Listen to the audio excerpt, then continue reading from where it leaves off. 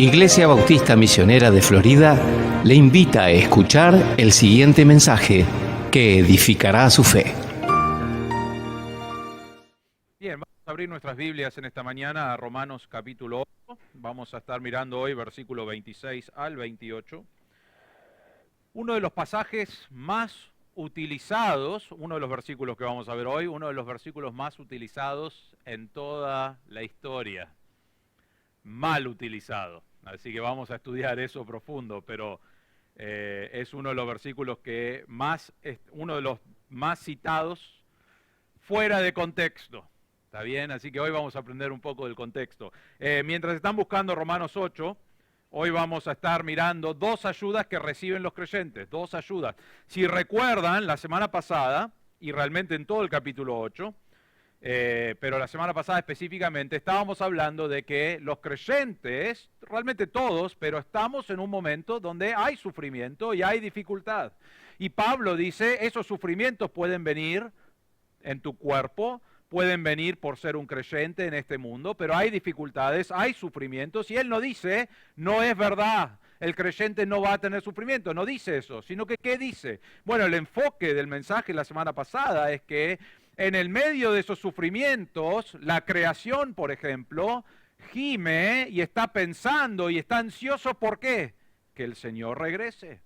Y cuando el Señor regresa, una de las cosas que nos dijo Pablo ahí es que los hijos de Dios, los que son verdaderamente hijos de Dios, porque miramos y hablamos de que no todos somos hijos de Dios, sino que solamente los que creen en Cristo como su Salvador. Pero los hijos de Dios van a ser glorificados. Van a recibir un cuerpo que está preparado para la eternidad y adorar a Dios. Cuando recibimos ese cuerpo, nuestra carne, nuestro pecado, nuestros sufrimientos, todo lo que el pecado trajo a causa del pecado de Adán y nuestro pecado, toda la maldad y el sufrimiento que eso trajo, va a dejar de estar en el Hijo de Dios. Entonces decíamos y mirábamos que la creación mira y espera ansioso ese día porque la creación misma también quiere ser restaurado. Y Dios va a crear una nueva tierra y un nuevo cielo.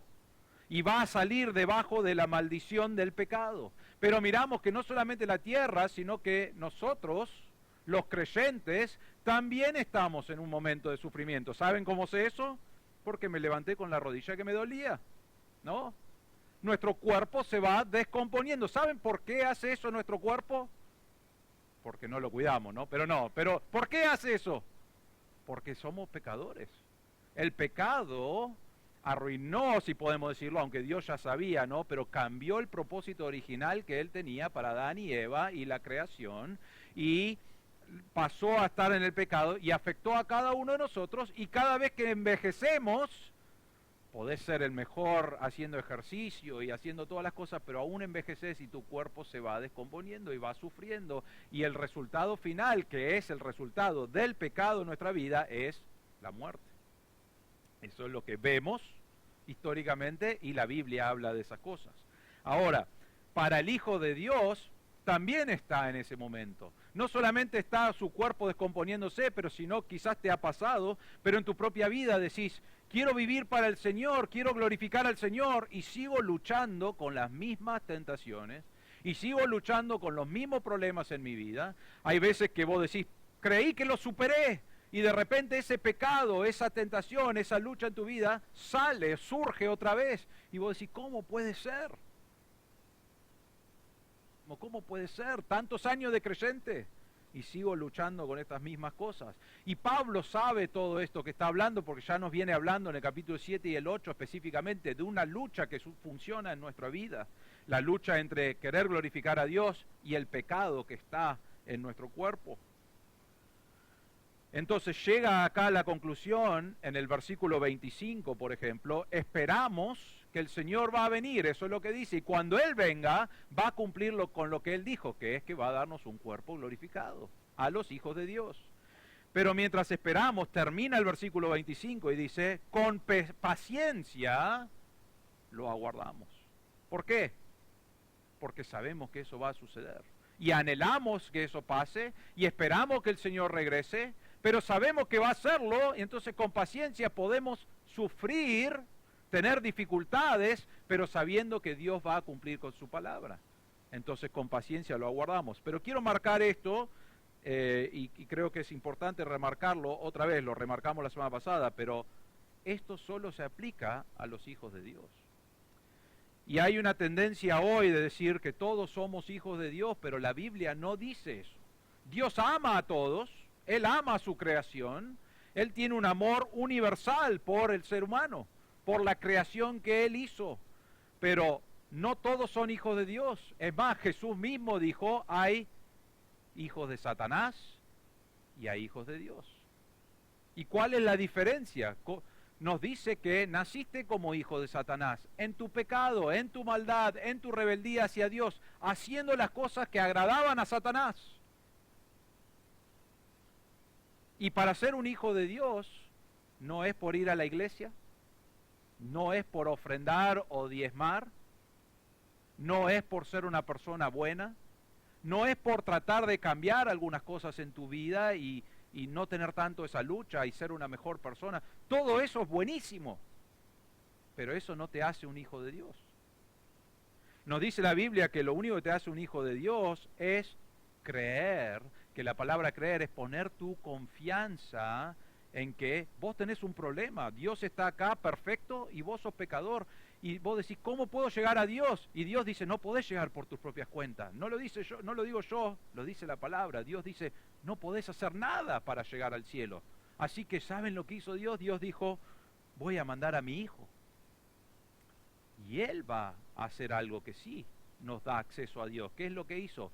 Él murió en la cruz y cargó tu maldad y mi maldad, que nosotros no podíamos hacer nada con él. Realmente merecemos el castigo de nuestro pecado, pero cargó nuestro pecado sobre Cristo. Cristo murió a causa de nuestro pecado, fue sepultado y resucitó al tercer día en victoria sobre la muerte. ¿Saben lo que pasó ese día cuando resucitó? Dos cosas. Dijo, al resucitar, yo soy Dios. ¿No? ¿Por qué? Porque nadie más resucita. Él dijo, voy a resucitar al tercer día y resucitó. Entonces marcó que era Dios. Y segundo, Dios dijo, es el pago suficiente por los pecados del hombre y de la mujer. Él reconoció eso. Y cuando pasa eso, entonces cuando nosotros ponemos nuestra confianza y decimos, ¿cómo puedo tener acceso a Dios si yo soy pecador y Dios es perfecto? Cuando yo pongo mi confianza y digo, gracias Cristo por todo lo que hiciste, me doy cuenta que solo por esa obra que vos hiciste en la cruz es la única manera que puedo llegar a Dios. Y cuando pongo mi confianza completa, absoluta, sobre la obra de Cristo y lo que Él hizo, la Biblia dice que al creer serás salvo. Y como resultado de ser salvo, y realmente son sinónimos en muchos casos, pasás a ser un hijo de Dios. Y hay un montón de cosas que no tenemos tiempo para hablar, pero pasás a ser un hijo de Dios y hay un montón de beneficios que recibís. Pero ¿saben cuál es el beneficio que recibís acá? Es que vos ahora pacientemente podés esperar que el día que el Señor regrese, si has creído en Cristo como tu Salvador, vas a tener un cuerpo glorificado, preparado para la eternidad. Que en la eternidad vamos a usar ese cuerpo para adorar a Dios. Pero solo se aplica a los creyentes. Solo se aplica a los que han puesto su confianza en Cristo. Pero volviendo acá, porque eso era una nota aparte, ¿no? Pero estamos acá, entonces, Pablo está diciendo, creyentes, estén ansiosos, miren ansiosamente, vivan su vida para el Señor, pero cada día debemos estar pensando, va a regresar el Señor, y mientras estoy esperando y estoy sufriendo, y paso dificultades, y tengo luchas con mi pecado, y estoy siendo tentado, y estoy cansado, y estoy desanimado, y no puedo más, el creyente puede decir, pero en el medio de todo eso, Dios va a cumplir su palabra, que es, Él va a volver. Y cuando Él vuelva a estas luchas que tengo hoy, ya no las voy a tener. Y Pablo dice, bueno, lindo, así que aguántense, ¿eso es lo que dice? No, no. Él dice, hay dos ayudas extras, ¿no? Dos ayudas que reciben los creyentes porque estamos aguardando eso. Él no está diciendo, es fácil. Ay, no seas una nenita, ¿no? Con lo que estás diciendo, ¿no? Dale, ponete las pilas y aguantalo. No es lo que está diciendo. Él dice, vamos a sufrir, necesitamos ayuda, entonces vamos a La Biblia o la palabra de Dios realmente nos dice de dos ayudas que reciben los creyentes. El primero es la ayuda del Espíritu Santo, pero vamos a leer el pasaje, Romanos capítulo 8, versículos 26, 27 y 28. Dice así: y de la misma manera, también el Espíritu nos ayuda en nuestra debilidad, porque no sabemos orar como deberíamos. Pero el Espíritu mismo intercede por nosotros con gemidos indecibles. Y aquel que escudriña los corazones sabe cuál es el sentir del Espíritu, porque Él intercede por los santos conforme a la voluntad de Dios. Y sabemos que para los que aman a Dios, todas las cosas cooperan para bien, esto es, para los que son llamados conforme a su propósito. La primera cosa que queremos ver está en el versículo 26 y 27, pero que recibimos la ayuda del Espíritu Santo en nuestras oraciones. Miren el versículo 26, dice: de la misma manera, mientras estamos esperando ansiosamente y con paciencia y aguardando que el Señor regrese, dice, a la misma vez que esto está pasando, también el Espíritu nos ayuda en nuestra debilidad.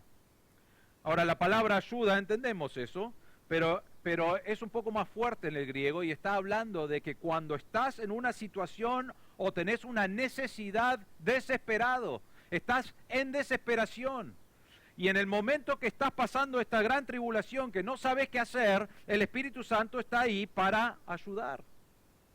Ahora Él nos dice acá, Pablo nos dice, ¿nos ayuda cuándo? Cuando estamos en nuestra debilidad. Hay algunos hoy que no les gusta decir que son débiles, ¿no es cierto? Puede decir cualquier palabra menos que sos débiles.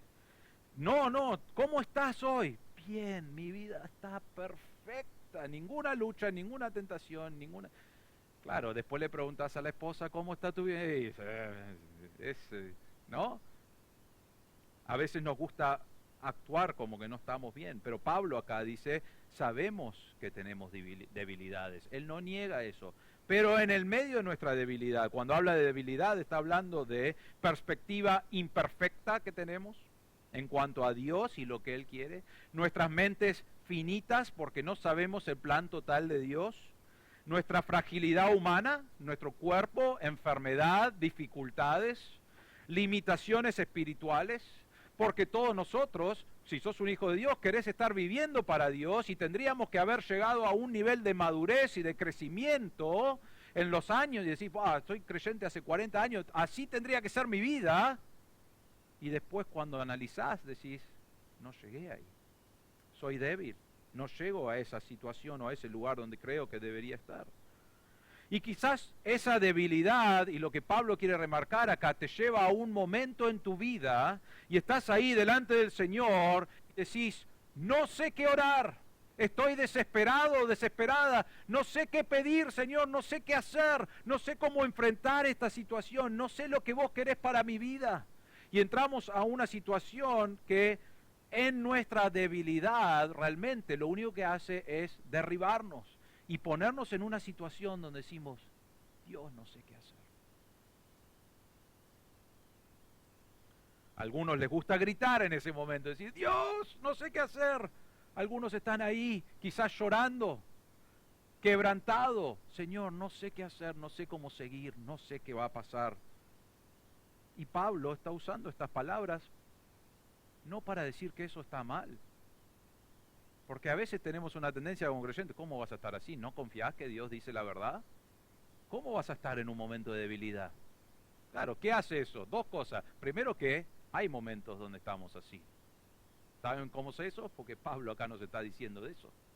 Y segundo, si vos le decís eso y un creyente te contesta de esa manera, ¿sabes cuántas veces más te va a contar de sus problemas? ¡Nunca más! Él es un súper creyente, ¿no? Entonces no es eso, no hagas eso si respondes así. Es verdad que Dios va a obrar, pero hay momentos donde estamos en debilidad, en cosas que no entendemos, y lo único que podemos hacer es decir, Dios, no sé qué hacer. Puede ser grito, puede ser sin palabras realmente. ¿Y qué hace Dios? Dios nos ha dado al Espíritu Santo. Ahora, no nos dice en este pasaje, pero sabemos por la palabra de Dios que cuando crees en Cristo como tu Salvador, pasás a ser un hijo de Dios.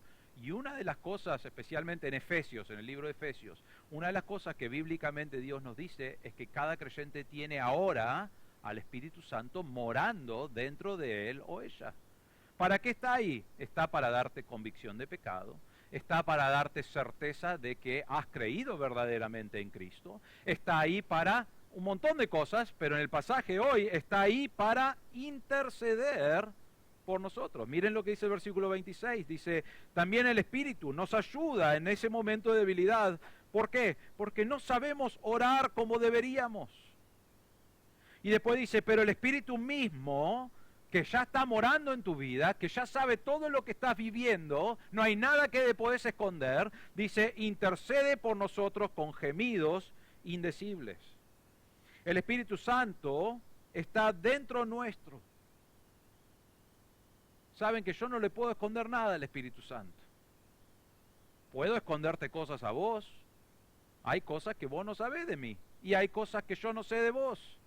Hay veces que algunos tratan de actuar como, no, el pastor, que no se entere el pastor, ¿no es cierto? Que no sepa. Y lo trato de esconder y hay veces que es bastante obvio. Pero hay veces que vos podés esconder algo de todas las personas que hay, pero saben que no podés esconder nada del Espíritu Santo. El Espíritu Santo sabe todo lo que está dentro de nuestro corazón. Y vos decís, qué feo. Bueno, en este pasaje es totalmente positivo. ¿Por qué? Porque Él sabe lo que estamos pasando y lo que estamos luchando, y Él sabe nuestra debilidad, y nosotros decimos, Señor, no sé ni qué orar, no sé cómo hacer, y el Espíritu Santo dice, yo sé lo que necesita Andrés. ¿Y qué hace? Intercede por nosotros. ¿Con quién intercede? Acá tenemos la Trinidad funcionando realmente, pero intercede con Dios. Está Dios el Padre y el Espíritu Santo y están diciendo, Dios ya sabe todo también, ¿no? Es interesante cómo funciona eso, pero Dios ya sabe nuestro corazón, pero el Espíritu Santo dice, Andrés necesita esto. Y cuando yo estoy orando y digo, Señor, no sé ni qué necesito, el Espíritu Santo sabe, y Dios sabe, y Dios empieza a obrar en mi corazón, en el medio de esa debilidad, y a usarlo para mi crecimiento espiritual. Dice acá que son gemidos indecibles, así es como intercede. Ahora, hay que tener mucho cuidado con esa frase, porque hay movimientos hoy que enseñan que debes buscar tener si tenés el Espíritu Santo, entonces debes tener algo donde podés tener gemidos indecibles, que es una forma de hablar con Dios especial. Quiero decirles esto. Primero, que no creo que la Biblia tiene eso en ningún lado. O sea, obviamente el Espíritu Santo y Dios sí tienen un idioma que es de ellos. Eso es verdad. Pero no nos manda a nosotros en ningún momento a hablar de esa manera. Y acá no está diciendo, busca los gemidos indecibles como el Espíritu Santo. ¿Saben por qué? Porque esto es el Espíritu Santo obrando en nuestro corazón, intercediendo por nosotros con Dios. No tiene nada que ver con nosotros.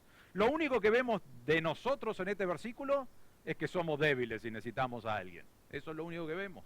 Entonces somos débiles, el Espíritu Santo está dentro nuestro, Él sabe todo lo que está sucediendo y Él intercede con gemidos, y la palabra indecible realmente es la idea de que ni siquiera son audibles, no se escuchan, son inexpresables en palabras. Pero vos y yo no las tenemos que entender. Dios las escucha y Dios se comunica. Y el Espíritu Santo de una manera perfecta se comunica con Dios diciendo, Andrés, o quien sea, necesita esto. Él es débil en esto. Él está pasando por este momento. Y yo estoy ahí de rodillas o lo que sea y diciendo, Dios, no sé qué está pasando. Y el Espíritu Santo dice, Dios, esto es lo que le pasa, esto es lo que necesita. Y Dios empieza a obrar usando eso. Lo que hace en el versículo 27, dice, y aquel que escudriña los corazones, que está hablando de Dios, sabe cuál es el sentir del Espíritu Santo, porque Él intercede por los santos, conforme a la voluntad de Dios. Sabemos en Jeremías 17, versículo 9 y 10, dice, más engañoso que todo es el corazón, y sin remedio, ¿quién lo comprenderá? ¿Saben qué? Nosotros no conocemos nuestro propio corazón.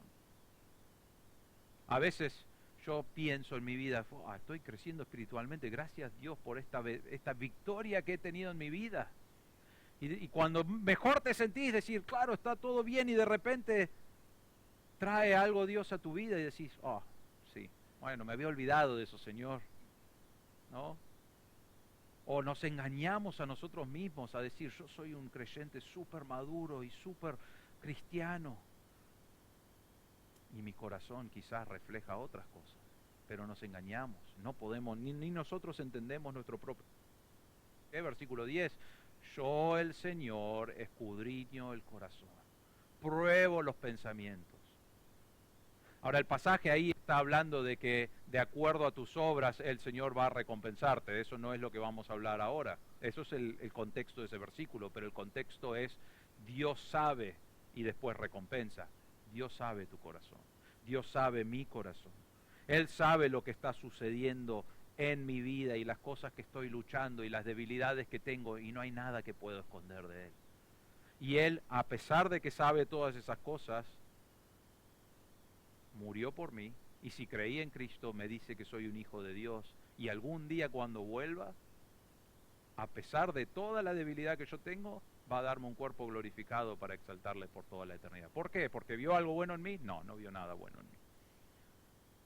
Lo único que vio es la revelación completa de mi corazón pecaminoso, porque Dios puede ver todas las cosas. Pero en este pasaje entonces está diciendo Dios que escudriña los corazones, Él sabe todo, sabe cuál es el sentir del Espíritu, qué es lo que está sintiendo el Espíritu.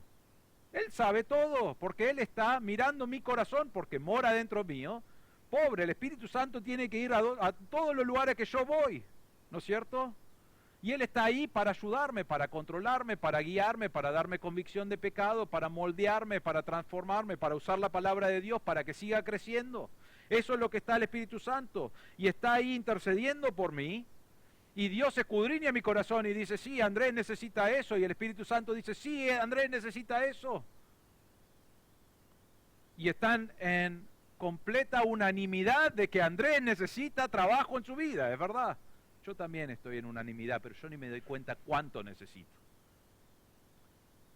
Y dice ahí al final del versículo 27, porque Él intercede por los santos, y después dice, conforme a la voluntad de Dios.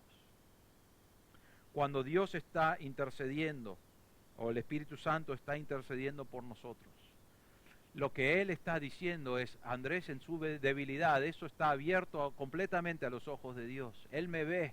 Él sabe quién soy. Y en el medio de eso están intercediendo ¿para qué? Para que la voluntad de Dios se vaya haciendo en mi vida.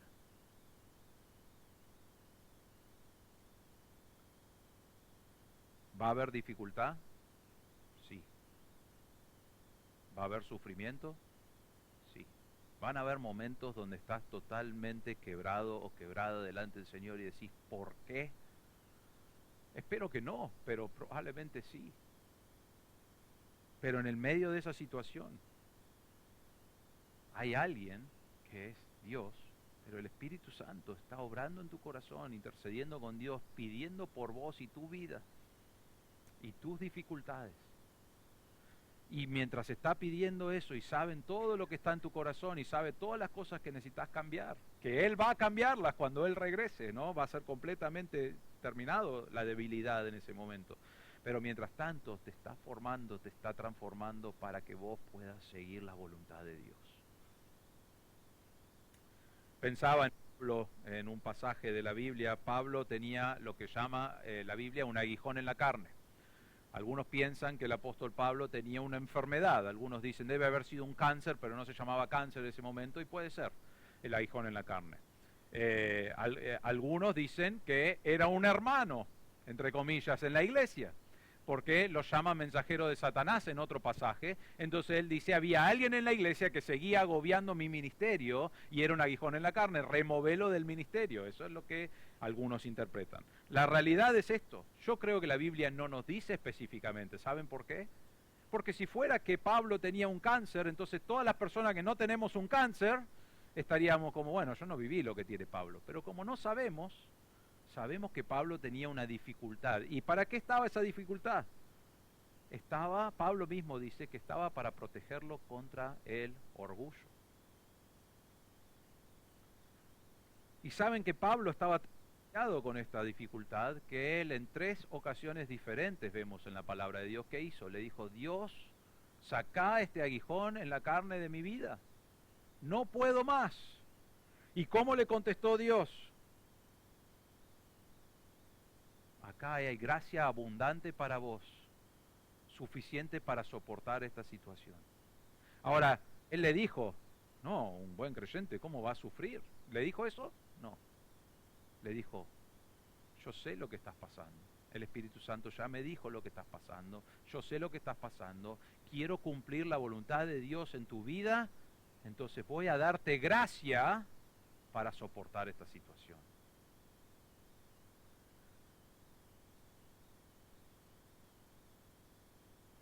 A veces hay una tendencia de decir que si vos vivís como Dios quiere, que es verdad, que si vivís como Dios quiere, Él te bendice. Pero hay una tendencia de decir que si vos vivís de acuerdo a la palabra de Dios y sos un hijo de Dios, nunca más vas a tener dificultades. Hay iglesias que predican eso. No existe eso. No en la Biblia. No es verdad eso. Es más, creo que la Biblia es muy contrario a eso. Muchos de los pasajes acá, Pablo está en la cárcel. Algunos pasajes, por ejemplo, en 1 Pedro, los hermanos están en persecución, están dejando su casa. Hay dificultades por todos lados y Dios no le dice, ya me voy a vengar. ¿Qué les dice? En el medio de esta situación sigo obrando en sus corazones, sigo trabajando en sus vidas. Entonces, cuando vemos este pasaje, la ayuda que tenemos no es decir, bueno, Dios va a solucionar mis problemas. No, saber que en el medio de las dificultades y las cosas que estoy viviendo emocionalmente, espiritualmente, esas dificultades, sé que el Espíritu Santo sabe lo que me está pasando, Él intercede por mí, le habla a Dios y Dios y el Espíritu Santo, y no nos dice cómo, pero están trabajando la voluntad de Dios y que se cumpla en mi vida. Estaba pensando en esto, cómo se comunica el Espíritu Santo y Dios, ¿no? Y pensaba en los teléfonos que tenemos hoy en día, ¿no es cierto? Una cosa que yo saqué de mi teléfono enseguida era el autocorrector. Ahora, a algunos les encanta. Una cosa que a mí sí me gustaba, el autocorrector en el teléfono, vos empezabas a escribir un mensaje y le errabas a todas las palabras y de repente el autocorrector lo corregía a la palabra que pensaba. Claro, era como le erraste por una letra cada vez en el teclado y el autocorrector ya sabía. El problema con el autocorrector es cuando vos querés poner hola y te pone una palabra totalmente diferente porque la usaste antes y decís, no quise escribir eso, ¿no? Pero pensaba, el autocorrector es así, nosotros hablamos con Dios y decimos, Señor, no sé qué decir, no sé cómo hacerlo, y empezamos a escribir X. Y el Espíritu Santo dice, Andrés necesita esto, y lo corrige, y lo presenta como es. Andrés necesita crecimiento en esta área. Y el Espíritu Santo hace un análisis completo, y Dios escudriña el corazón completamente, y hacen un análisis, interceden, y dicen, vamos a obrar en la vida de Andrés para que él siga la voluntad del Señor. ¿Es fácil? No. No estamos diciendo que es fácil, no estamos diciendo que no hay sufrimiento. Estamos diciendo que en el medio de eso el Espíritu Santo nos ayuda y nos intercede por nosotros para que Dios siga haciendo su voluntad en nuestro corazón. Ese es el primer punto. La segunda cosa es la providencia de bien a los que están en Cristo. Miren el versículo 28. Dice, y sabemos que para los que aman a Dios, todas las cosas cooperan para bien. Esto es para los que son llamados conforme a su propósito. Pablo empieza acá y remarca esta palabra, dice, y sabemos, no está expresando sus intuiciones o sus opiniones personales. No vemos eso acá. Hay lugares en la Biblia, porque creemos que fue inspirado por Dios, y hay lugares en la Biblia donde Pablo dice, esto es mi opinión personal. Hay algunos versículos así. Pero acá no tenemos eso. Pablo está presentando la palabra de Dios. Está presentando cómo funciona Dios, qué es lo que está comunicando Dios. Y dice, y sabemos, ¿cómo sabemos que es así? Porque lo vemos, Dios dijo que es así, lo va a cumplir. Sabemos que Dios es un Dios de verdad. Parece que lo va a cumplir, dudamos a veces, dudamos. Pero sabemos, porque su palabra dice que Dios hace esto, Dios lo va a hacer. Y entonces, Él está seguro acá, él no está dando su opinión personal, yo creo que Dios va... No, él está diciendo, sabemos, porque la palabra de Dios es verdad y Dios cumple su palabra, entonces podemos saber con 100% de certeza que esto es verdad. Y después nos explica el versículo. Y de ahí sabemos que para los que aman a Dios, todas las cosas cooperan para bien, esto es, para los que son llamados conforme a su propósito. Entonces lo que vamos a ver acá, y lo vemos en dos frases en este versículo, es los que son de Dios. Porque Pablo quiere remarcar esto que ya remarcamos al principio del mensaje, esto no es para todas las personas. Esto es para los que son hijos de Dios, los que son de Dios. Y usa dos frases, miren la primera, es... En el versículo 28 dice, sabemos que para los que aman a Dios, y vamos a ver eso en un momento, y después al final del versículo, para los que son llamados conforme a su propósito. Está hablando de las mismas personas. No es que hay un grupo que ama a Dios y hay un grupo que Él llamó por propósito, por su propósito. No, son el mismo grupo, pero Él los identifica con dos palabras diferentes. Y realmente va un paso más allá. Él dice... De la perspectiva humana, ¿saben cómo sabes que sos un hijo de Dios? La evidencia más grande es que amás a Dios. Es una perspectiva humana.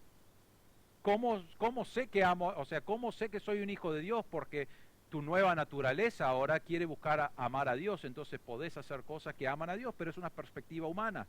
De la perspectiva de Dios, Dios te llamó de acuerdo a un propósito que vamos a mirar la semana que viene, porque es el versículo 29 y 30, que nos contesta qué es el propósito, pero te llamó. Entonces es el lado divino de Dios. Eso es lo que vemos ahí, pero está hablando de lo mismo. Está hablando de quiénes son los hijos de Dios. Quiénes son de Dios. Y vemos a los que aman a Dios. Y esto tiene muchas cosas. Voy a mencionar algunas cosas, porque podríamos realmente hablar por una hora más o más. Podríamos ir por toda la Biblia buscando cómo debemos amar a Dios, ¿no es cierto? Pero voy a mencionar algunas cosas. Las personas que aman a Dios son personas que han creído en Cristo como su Salvador, que han sido redimidos, que han sido perdonados. Y como consecuencia de eso, ahora tienen una nueva naturaleza, dice la Biblia, y ahora esa nueva naturaleza puede verdaderamente amar a Dios. Antes podías estar contento con Dios o no, podías hacer algunas cosas que pensabas que a Dios le agradaban, pero no podías tener amor por Dios. No de la manera que es amor bíblico. Pero ahora que conoces a Cristo, podés amar a Dios. Y nos dice, capítulo 4, versículo 19, nosotros amamos porque Él nos amó primero. ¿Cuándo nos amó? Cuando mandó a Cristo a morir, y cuando vos moriste, conociste a Cristo y recibiste una nueva naturaleza que ahora entendés el amor de Dios. ¿Y qué sale de eso? Fluye amor verdadero, amor bíblico. Amamos porque Él nos amó primero. Acá sabemos que los que aman a Dios puede incluir muchas cosas, pero creo que la persona ama la revelación de su palabra. En Salmo 119, 72 dice, mejor es para mí la ley de tu boca que millares de piezas de oro y plata. La persona que ama a Dios va a buscar pasar tiempo en la palabra de Dios.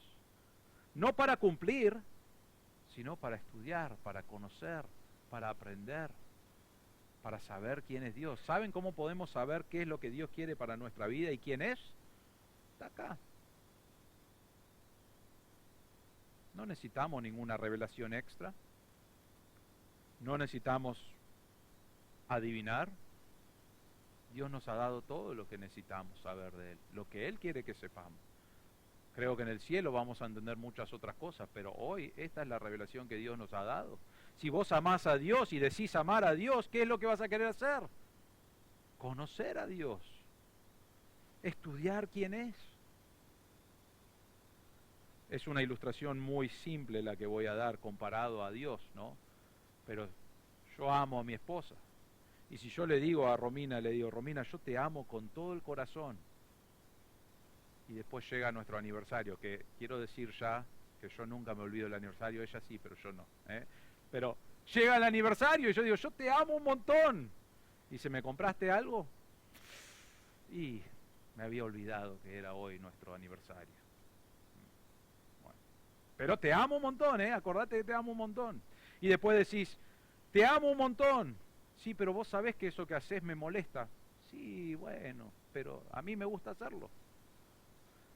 Te amo un montón. Y te dice, te empieza a contar algo y decís, no sabía eso de vos. 20 años, 21 años de casado y no sabía eso. Y sí, porque no te interesa pasar tiempo conmigo. Te amo un montón. ¿Salimos en alguna cita? No. ¿Qué vamos a charlar cuando estamos ahí comiendo? ¿Qué vamos a hacer? Si no hay pruebas de que la amo un montón, ¿qué hago cuando la amo un montón? Quiero pasar tiempo con ella, quiero conocerla, quiero saber cómo piensa, quiero saber lo que le molesta y lo que no le molesta, y trato de hacer las dos cosas para aprender, ¿no? Pero quiero saber quién es, y después sé lo que le agrada, y quiero comprarle eso porque le agrada. Y a veces decir, no tenemos un mango, pero quiero tratar, porque la amo, porque quiero que esté contenta, porque quiero que esté agradable conmigo. Porque la amo y quiero conocerla y quiero saber cómo piensa y quiero saber cómo puedo ayudarla hay un montón de cosas. Pero con Dios decimos, sí, yo lo amo a Dios, pero después no pasamos tiempo en la palabra. Sabemos que hay cosas que Dios dice que están mal y decimos, Dios es un Dios de amor, Él va a entender si yo no hago esas cosas. Él va a entender, Dios nos manda a congregarnos. Él va a entender que falte de vez en cuando. Yo no estoy diciendo que si estás enfermo que vengas, ¿no? No es eso lo que estoy diciendo, pero si vos amás a Dios, lo que va a salir naturalmente de alguien que ama a Dios porque es un hijo de Dios es el estudio de la palabra, el deleite en la palabra de Dios. Hay algunos versículos más, dice, ¿cuánto amo tu ley? Dice el salmista, todo el día es ella mi meditación. Bueno, vos decís, bueno, él estaba en los campos, ¿no es cierto?, con las ovejas, tenía mucho tiempo, pero no es que está diciendo que estaba leyendo todo el día, pero él pensaba en lo que había leído y lo que conocía. ¿Por qué? Porque amaba a Dios. Y eso era lo primero que pensaba y lo último que pensaba en el día. Y en el día meditaba sobre las cosas de Dios y lo que él quería para su vida. Salmo 119, 103 dice, cuán dulces son a mi paladar tus palabras, más que la miel a mi boca. Quiero estudiar, quiero conocer, quiero vivir de acuerdo a tu palabra. Otra cosa que hace el amor genuino por Dios es que odiamos las mismas cosas que Dios odia. Él nos dice en 1 Juan 2:15, no améis al mundo ni las cosas que están en el mundo. Si alguno ama al mundo, el amor del Padre no está en él. Él no está hablando de que no podés amar a otras personas, él está hablando que no ames el sistema del mundo. Las cosas que van en contra de Dios y lo que Él tiene en los principios de la Biblia. Y hay creyentes y hay no creyentes que dicen, amo a Dios, pero su vida es una vida totalmente en desobediencia a Dios. No solamente en desobediencia, no le interesa saber de Dios, entonces dice, cuanto menos leo, menos sé, y entonces no pueden decirme que estoy desobedeciendo, ¿no es cierto? Pero una persona que ama a Dios va a estar creciendo en la palabra y va a alejarse del mundo.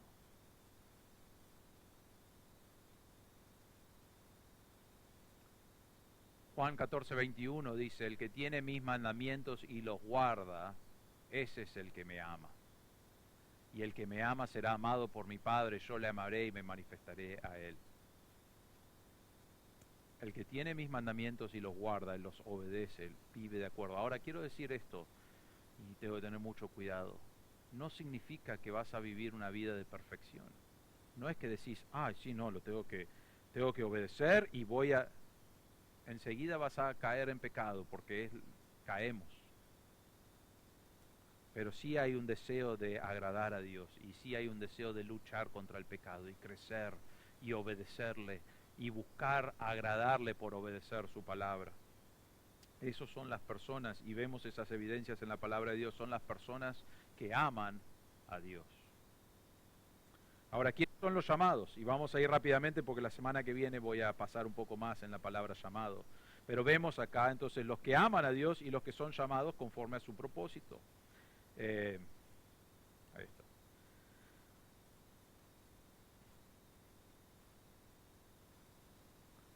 Hay algo que en la Biblia hay dos clases de llamados. y vamos a mirarlo en gran detalle la semana que viene, pero hay un llamado universal, donde Dios dice, llamo a todos los seres humanos de todos los tiempos a venir a mí. Y Él da un llamado universal que es, Cristo murió en la cruz por todas las personas. Él entregó su vida por los pecados de todas las personas. Y Él dice, acá está, se te ofrece a vos creer en Cristo como tu Salvador y ser perdonado y redimido. Y ir al cielo y tener acceso a Dios y todas las cosas que estamos mirando. Pero se te ofrece, le ofrece a todas las personas. Y después hay un llamado que la Biblia acá en este pasaje dice, llamados conforme a su propósito. Y vemos en el versículo 29 también, en el versículo 30 es un llamado, y dice llamado, pero lo que llamamos, o lo que los teólogos llaman, es un llamado eficaz. Entonces vos tenés el llamado general, que es para todas las personas, pero ¿saben qué? Hay algunas personas que dicen, yo no quiero eso, y lo rechazan. Y hay algunas personas que dicen, creo. Y cuando creen, entonces está hablando de un llamado eficaz. ¿Por qué? Porque Dios hace un llamado universal, pero eso no significa que todas las personas son salvas. Solamente las personas que creen en Cristo como su Salvador. Y cuando eso sucede, es el llamado eficaz.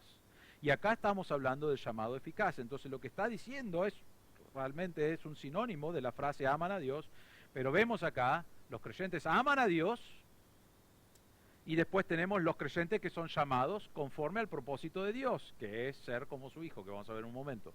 Entonces, está diciendo, esto es un llamado eficaz, son personas que en un momento escucharon el Evangelio y pusieron su confianza en Cristo como su Salvador.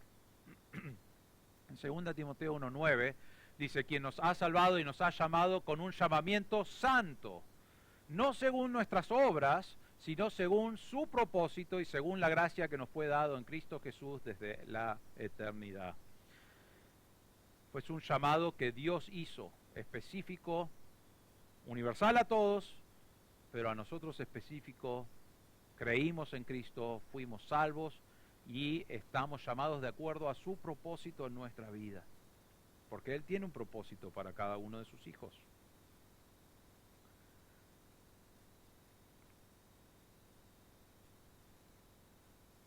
Y entonces, ahora que marcamos eso, vemos el versículo 28, dice, y sabemos entonces que para los que aman a Dios, y está la frase en el medio, y después dice, para los que son llamados conforme a su propósito. Entonces él dice, sabemos los creyentes, los hijos de Dios, que esto es una verdad que va a suceder. ¿Cuál es la verdad? Versículo 28, dice, todas las cosas, ahí en el medio, todas las cosas cooperan para bien. ¡Wow! ¡Qué lindo versículo! ¿No? Algunos enseñan que este versículo significa que pase lo que pase, Dios va a convertir una tragedia en tu vida y lo va a transformar en una hermosa bendición. Esas cosas difíciles que estás viviendo, no te preocupes, es difícil, pero en algún momento Dios va a recompensarte con algo hermoso. Quizás eso mismo lo va a transformar en algo hermoso, o te va a recompensar de la misma manera que fue difícil para vos, en algún momento te va a traer algo bueno. ¿Saben qué? Eso no es lo que dice este versículo. Si lo lees básicamente, decís, sí, todo coopera para mi bien, ¿no es cierto? Buenísimo. Pero hay que mirar el contexto. Estaba leyendo un predicador que me gusta mucho en esta semana y él tenía una ilustración sobre esto y él dijo, yo hace poco, bueno, ahora hace unos años, pero hace unos años atrás él tuvo un accidente con su auto y el auto quedó destrozado, ¿no? Y dice, imagínense si yo iba con mi auto destrozado completamente, ya lo llevaba al mecánico y el mecánico lo mira y, sí, ¿tuviste un accidente? Y él le dice, sí, quedó destrozado. Dice, bueno, realmente no está tan mal, ¿eh? No está tan mal. Para mí, en vez de destrozado, usaría la palabra reorganizado, ¿no? Un poquito de pintura, un poquito de trabajo y lo tenemos perfecto, andando sin problema. Y él lo mira y le dice, pero vos estás loco. El auto está completo, las ruedas ni estaban puestas en ningún lado, ya estaban en la calle, estaba todo destrozado. Y él le dice, si un mecánico me dice a mí, después del accidente que tuve, y muestro mi auto, y él me dice, está reorganizado nomás, nunca más voy a ese mecánico porque está loco, no ve las cosas como son. Pero a veces nosotros hacemos eso, decimos, vos estás pasando por un momento muy difícil en tu vida, una enfermedad, un sufrimiento, una dificultad, y decimos, ya vas a ver cómo Dios lo va a usar en una manera espectacular en tu vida. No es tan grave, ¿eh? No te preocupes, ya va a pasar este momento difícil. Y lo tratamos de decir, tu auto, tu tragedia está reorganizado, no es realmente una tragedia. Ahora Pablo no hace eso. Pablo nos dice, hay sufrimiento, hay dificultad, la creación está gimiendo, los creyentes están gimiendo, están diciendo, Señor, regresá porque ya no aguanto más esta dificultad que estoy con mi lucha de pecado todo el tiempo. Y Pablo dice, tenés al Espíritu Santo intercediendo por vos, y sabemos que a pesar de todas esas cosas, porque está diciendo, estas cosas pasan, Dios va a usar todas las cosas para que cooperen para bien. Ahora, dice todas las cosas, es todas las cosas, todo, absolutamente todo, Dios lo usa para bien. Y vamos a entender ahora, vamos a estudiar la palabra bien, pero todas las cosas que suceden, lo bueno, lo malo, dificultades, cosas alegres, cualquier cosa que vos enfrentás, Dios agarra eso todo junto y Él está en control de todo. No hay restricciones o condiciones, sino que Dios dice, todas esas cosas, Dios lo va a usar. Nos dice la palabra cooperan, puede ser que en tu Biblia dice funcionan, ¿no? O diferentes palabras, pero la idea de cooperar acá es de trabajar juntos, es la palabra sunergeo, que es sinergismo. Y la idea es que Dios está usando diferentes cosas, combinaciones, para producir un efecto en tu vida, que es el efecto de bien. Pensaba en esto, y yo no sé mucho de esto, yo no fui bueno en la escuela con esta materia, pero por ejemplo, usamos sal de mesa, ¿no es cierto? ¿De qué está hecha la sal? Ahora, a algunos nos da presión alta, ¿no es cierto? Y el doctor nos dice, no uses más sal, pero sabemos que es tan rico en la comida, ¿no es cierto? ¿Pero qué? ¿De qué está hecho la sal? Está hecho de sodio y de cloro. Anda a agarrar una cucharada de cloro y a ver cómo te sentís después de comer eso, y agarrá todo sodio, a ver cómo te sentís. Y lo juntamos y tenemos algo que ayuda a darle sabor a la comida, y también se usaba antes porque no tenían heladeras para que la comida no se pudra enseguida. Eso es lo que hace Dios. Dios junta esta cosa y esta cosa y esta cosa y este problema y esta dificultad en mi vida, y lo junta todo y dice, y lo hace, pero dice, yo voy a hacer que todo esto que Andrés está viviendo tenga el resultado de bien en su vida. Y esa es la palabra cooperan. Trabaja todo junto para bien. Ahora, ¿qué es la palabra bien? ¿No? Porque eso es lo que necesitamos entender. Y acá es donde a veces fallamos. Ahora, quiero decirles esto. Cuando yo estaba estudiando en el seminario, realmente de los 16 años ya estudiaba algunas clases de Biblia y fui a la facultad, y una de las materias más importantes, que creo que la tomé 4 veces ya en diferentes niveles, la tomé cuando estaba en la secundaria, lo tomé en la facultad, cuando hice mi máster lo tomé también porque era una clase muy importante, y en el doctorado también lo ofrecían y lo tomé. Y se llama hermenéutica. Hermenéutica es realmente estudiar, o sea, cada pasaje de la Biblia tiene un propósito, fue escrito para algo específico. Y vos estás estudiando cómo saber qué era el propósito específico, a quién fue escrito, en qué momento histórico fue escrito, y así saber se me fue la palabra, pero el único entendimiento que podés sacar de la palabra. Hay una sola cosa que está escrito en la palabra de Dios, una sola, no me sale la palabra, interpretación, gracias. Una sola interpretación. ¿Por qué? Porque el autor tenía una interpretación que él estaba comunicando. Y en hermenéutica te enseñan cómo sacar esa interpretación. Ahora, una vez que tenés la interpretación, después podés aplicar esa interpretación a nuestras vidas, ¿no es cierto? Porque esta Biblia fue escrita hace más de 2000 años, y sacás la interpretación y decís, esto es lo que el autor quería decir, Y después vos podés decir, y si se aplica de esa manera a ellos, puedo aplicarlo a mi vida también. Pero una de las cosas que lo más importante para entender la interpretación, ¿saben lo que es? La palabra contexto. Es lo más importante que te enseñan en esa clase. Podés tomarla 1000 veces y lo único que vas a salir, lo más importante es el contexto. ¿Qué está hablando el pasaje? Antes y después. Porque si yo leo este versículo solo, digo, bueno, yo amo a Dios, soy un hijo de Dios, he creído en Dios, y Dios dice que todas las cosas que funcionan en mi vida van a juntarse todo y va a ser buenísimo en mi vida. ¡Qué lindo! Dios usó esta cosa tan difícil y ahora Dios, usaste esta enfermedad en mi vida. ¿Dónde está lo bueno? Estoy esperando, a ver, juntá eso con algo. No sé cómo lo vas a hacer, pero juntalo con algo y dame algo bueno. A veces pensamos que la palabra bueno significa salud, significa felicidad, significa que vas a tener relaciones sólidas, sin dificultades, que vas a tener larga vida. A veces bueno significa que voy a tener dinero extra para irme de vacaciones. Voy a tener un buen trabajo con horarios buenísimos. No me tengo que levantar más temprano cuando hace frío afuera y viajar. Puedo hacer home office, ¿no? Pensamos que bueno significa que voy a tener una casa hermosa, bien grande, sin dificultades. No, cuando llueve no entra el agua, no hay humedad.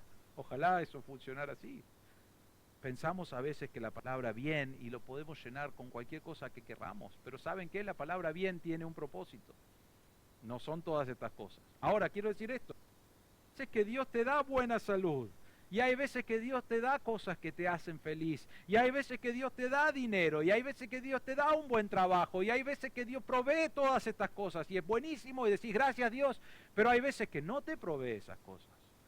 Hay veces que vos estás enfrentando problemas y tribulaciones. Y a veces tenés las dos cosas funcionando en tu vida. Y lo que pasa cuando definimos esta palabra bien como estas cosas, entonces, ¿qué pasa?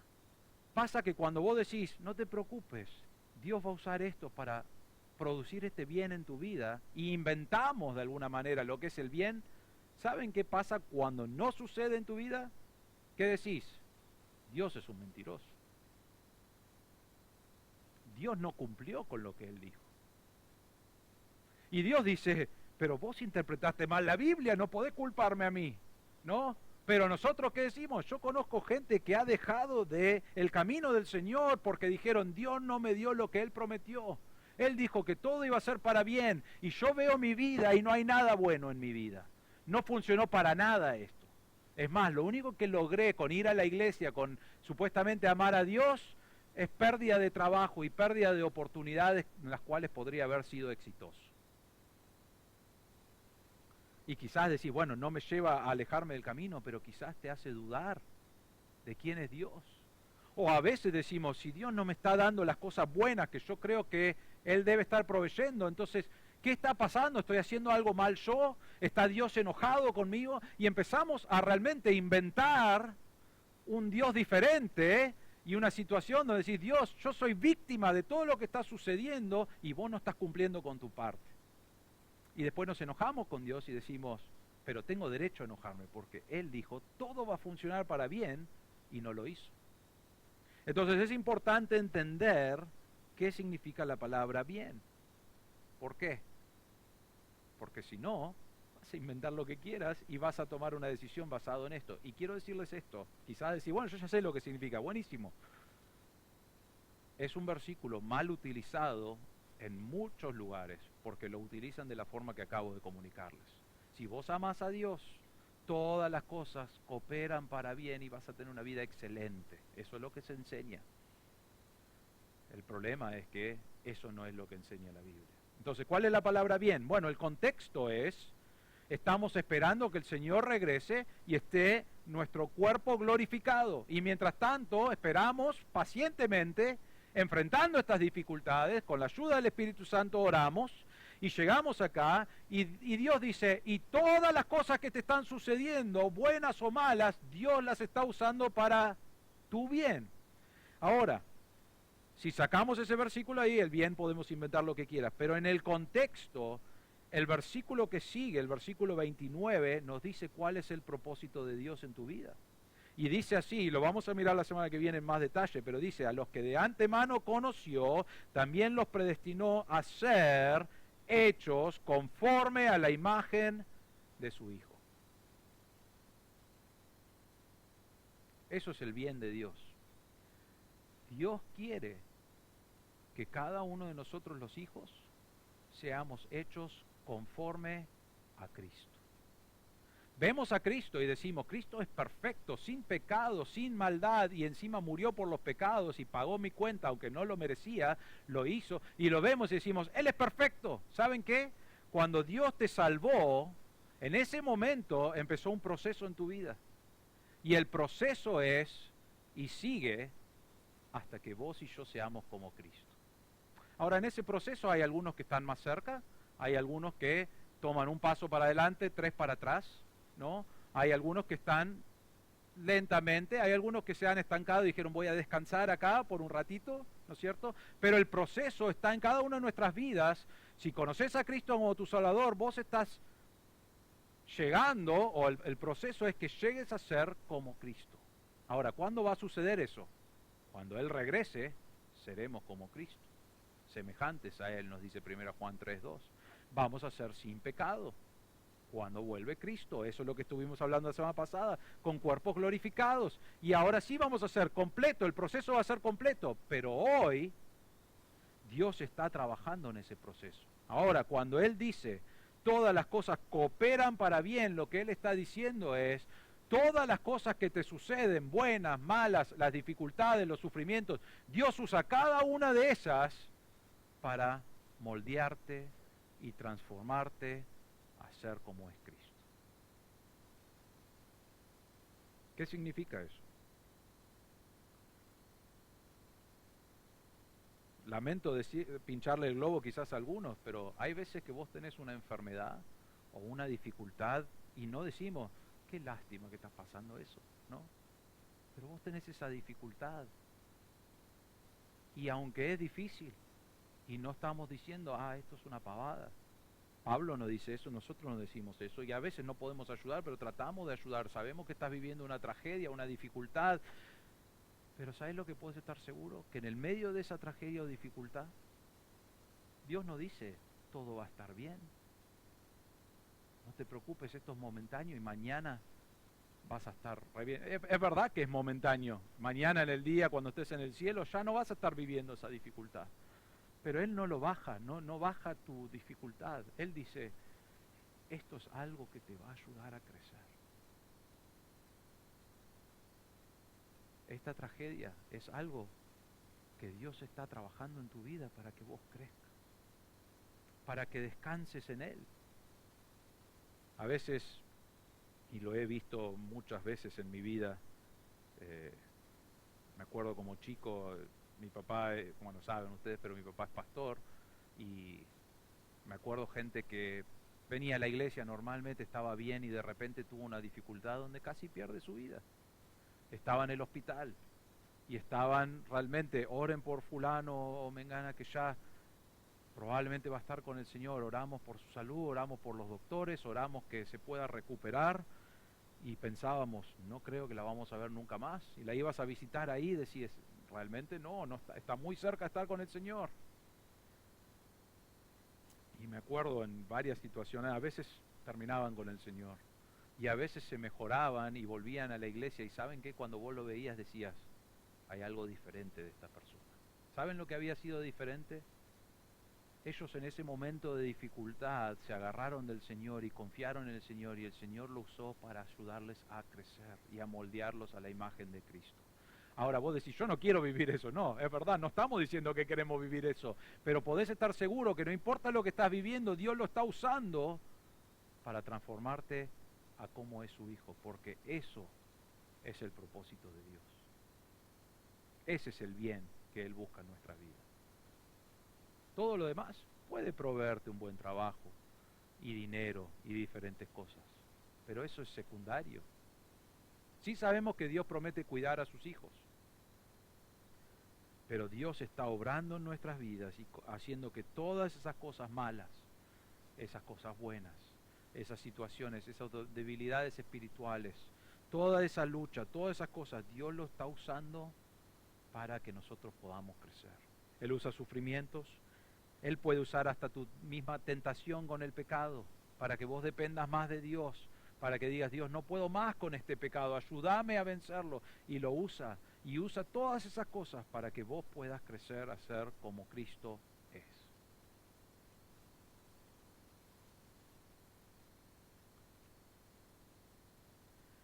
Entonces, después de un mensaje así, decís, bueno, yo quería que sea todo bueno, pero voy a ser transformado a la imagen de Cristo. ¿Sabes lo que debe suceder? Debemos decir, Señor, volvé ya, ¿no es cierto? No quiero pasar más esta dificultad, quiero pensar en vos y quiero que estés acá y tener mi cuerpo glorificado. Y eso realmente es lo que Pablo está remarcando acá. Dice, gemimos en nuestro interior, Señor, regresá, vení. Y cuando el Señor regrese, así, todo esto que hoy nos está moldeando a ser como Cristo, termina. ¿Por qué? Porque vamos a ser como Cristo. Pero mientras esperamos, ¿qué hacemos?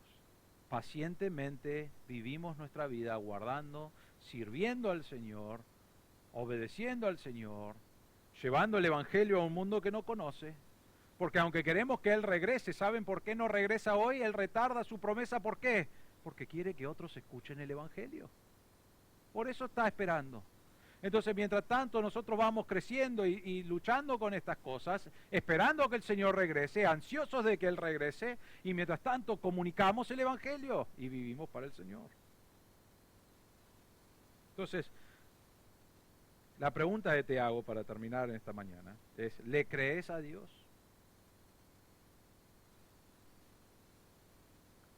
El propósito de Dios en tu vida, y otra vez lo vamos a mirar la semana que viene, el propósito de Dios para tu vida es que vos y yo seamos como Cristo. Ese es el propósito de Dios en tu vida. Eso es lo que Dios va a diseñar todo alrededor nuestro y las dificultades para que vos y yo seamos como Cristo. Eso es lo que Él quiere, eso es lo que Él va a hacer. Y entonces, en el medio de esas dificultades, no significa que no son tragedias o que son difíciles y que decimos, ay, aguantate, es Dios obrando. No hacemos eso. Consolamos, animamos y todo, pero decimos, Dios, yo sé que lo estás usando para que yo sea más como Cristo. Y quiero ser como Cristo, transformados a como Él es. Entonces, creyentes, si sos un hijo de Dios, quizás decís, no quiero aplicar este versículo a mi vida, ¿no? Porque no quiero problemas o dificultades. Pero cuando vienen esas cosas, en vez de decir, Dios, esto no es lo que me prometiste, volvé a evaluar el pasaje y decir, Dios, ayúdame a enfrentar esto porque quiero ser más como tu hijo y ayúdame a tratar con estos problemas, con estas dificultades, a depender más de ti. Y si estás aquí en esta mañana y no conoces a Cristo como tu Salvador, no has puesto tu confianza en Él, entonces realmente todo esto que hablamos todavía no se aplica a vos. En este momento no has sido salvo o perdonado de tus pecados. No sos un hijo de Dios. Si el Señor regresara hoy, no te espera un cuerpo de gloria. Pero dije, todavía no ha llegado ahí. ¿Saben por qué? Porque Dios te ofrece hoy su salvación. Él mandó a Cristo a morir en la cruz cargando nuestra maldad sobre Él. ¿Para qué?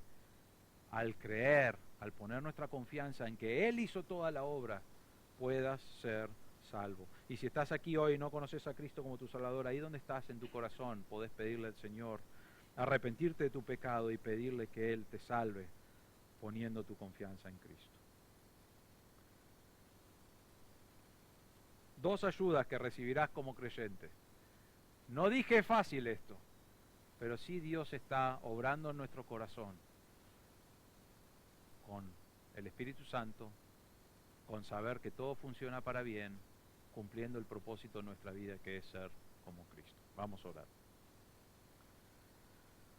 Padre nuestro, te damos gracias por tu palabra, Señor. Te damos gracias que sabemos que tú eres un Dios que cumple con su palabra y sabemos que aun cuando tenemos tragedias y dificultades y anhelamos ya no estar en esas tragedias y dificultades, pero sabemos que aun cuando enfrentamos las cosas normales en la vida, que son difíciles.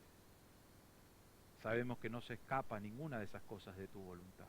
Y sabemos que lo estás usando y el propósito es para ser más como Cristo. Sigue transformando nuestras vidas. Sigue moldeándonos a ser como Cristo. A cumplir tu propósito en nuestra vida, Señor. Y pedimos que nuestro deseo de que tú regreses crezca y que anhelemos ansiosamente tu venida. Porque sabemos que en ese momento, cuando tú regreses, nuestro cuerpo va a ser un cuerpo glorificado. Y esta tribulación y esta dificultad dejarán de existir para nosotros y seremos como Cristo es. Y anhelamos ese momento. Mientras esperamos ese momento, Señor, sigue obrando en nuestro corazón, sigue moldeándonos, sigue ayudándonos a hacer testimonio y a compartir esas verdades con otros, de que tú has muerto en la cruz por sus pecados. Señor, te damos gracias por este pasaje. Pedimos todo esto en el nombre del Señor Jesús. Amén.